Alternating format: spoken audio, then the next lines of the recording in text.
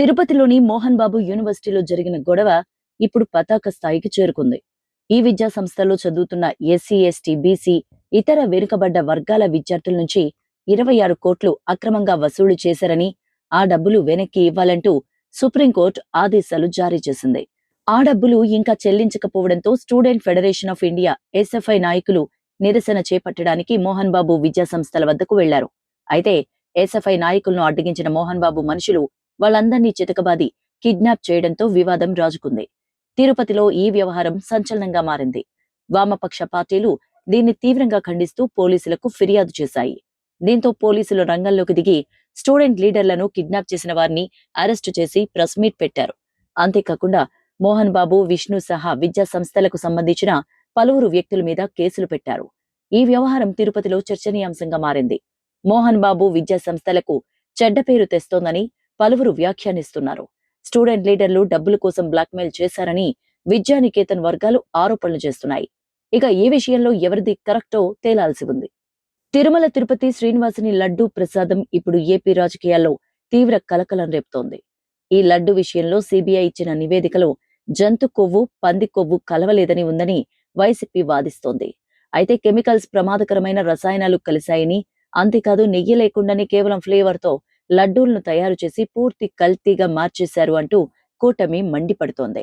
దీని మీద ముఖ్యమంత్రి చంద్రబాబు నాయుడు, ఉప ముఖ్యమంత్రి పవన్ కళ్యాణ్, బీజేపీ రాష్ట్ర అధ్యక్షులు పివిఎన్ మాధవ్, మంత్రులు అంతా కలిసి మీడియా సమావేశం నిర్వహించారు. శ్రీవారి పవిత్రత దెబ్బతీసేందుకే వైసీపీ ప్రభుత్వ హయాంలో భారీ కుట్ర జరిగిందంటూ చంద్రబాబు తీవ్ర విమర్శలు గుప్పించారు. అంతేకాదు కల్తీ నెయ్యి సరఫరాపై 2022లో వచ్చిన నివేదికను తొక్కిపెట్టారని ఆయన మండిపడ్డారు. వీరికి భగవంతుడు అంటే లెక్కే లేదని, హిందూ మతం పట్ల విశ్వాసమే లేదని కూడా నిందించారు. జగన్మోహన్ రెడ్డికి వెంకటేశ్వర స్వామిపై భక్తి ఉండే డిక్లరేషన్ పై ఎందుకు సంతకం పెట్టలేదంటూ బాబు సూటిగా ప్రశ్నించారు. అప్పటి రాష్ట్రపతి అబ్దుల్ కలాం కూడా డిక్లరేషన్ పై సంతకం చేశారు కదా అంటూ గుర్తు చేశారు. అక్రమాలకు పాల్పడిన దోషులు ఎవరైనా ప్రజల మనోభావాలతో అడ్డుకున్న వారిని ఉపేక్షించే సమస్య లేదని స్పష్టం చేశారు. తిరుమల పవిత్రతను కాపాడతాం, అదే మాధవ సేవ. ఈ అంశంపై పీఠాధిపతులతోనూ చర్చించి ముందుకు వెళతామంటూ బాబు చెప్పడం చూస్తుంటే ఈ ఇష్యూను అంత తేలిగ్గా కూటమి నాయకులు వదిలేటట్టు కనిపించడం లేదు. కామెడీ కింగ్ బ్రహ్మానందం క్రేజ్ గురించి అందరికీ తెలిసిందే. హాస్య బ్రహ్మగా కొన్నేళ్లుగా ఆడియన్స్ ను అలరిస్తున్న ఆయన టాలీవుడ్ సినీ ఇండస్ట్రీలో తనదైన గుర్తింపు సంపాదించుకున్నారు. ఎన్నో సూపర్ హిట్ చిత్రాల్లో నటించి మెప్పించిన బ్రహ్మికి అభిమానులు ఎక్కువగానే ఉన్నారు. సోషల్ మీడియాలో ఆయనకు ప్రత్యేక గుర్తింపు కూడా ఉంది.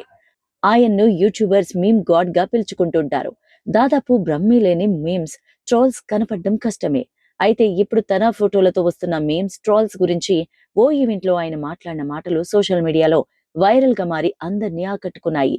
తన ఫోటోస్, విజువల్స్ తో ఎన్నో మీమ్స్ వస్తున్నాయని, చాలా మంది వాటిని షేర్ చేసుకుంటున్నారని చెప్పిన ఆయన వాటిని ఎప్పుడూ నెగిటివ్ గా తీసుకోలేదని పరోక్షంగానే చెప్పారు. చాలా మంది మీ ఫోటోలు, విజువల్స్ తో మీమ్స్ వాడిస్తున్నారు సార్, మీరు పట్టించుకోవట్లేదు సార్ అంటుంటారు. కానీ నేను వాటిని పట్టించుకోవాల్సిన అవసరం లేదు, ఎందుకంటే అవే నన్ను ప్రజల్లో నిలబెట్టాయి అంటూ చెప్పుకొచ్చారు. దీంతో బ్రాహ్మికి అందరూ ఫిదా అయిపోయారు. తన అందం, నటనతో ఆకట్టుకునే స్టార్ హీరోయిన్ సంయుక్త ఇప్పుడు యాక్షన్ మోడ్ లోకి మారిపోయింది.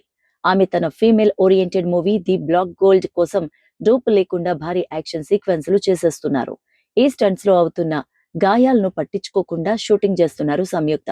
ఈ మూవీలో సంయుక్త చేస్తున్న యాక్షన్ సీక్వెన్సెస్ హైలైట్ గా నిలవనున్నాయి. సంయుక్త కెరియర్ లో ది బ్లాక్ గోల్డ్ ఒక స్పెషల్ మూవీగా నిలవనుంది.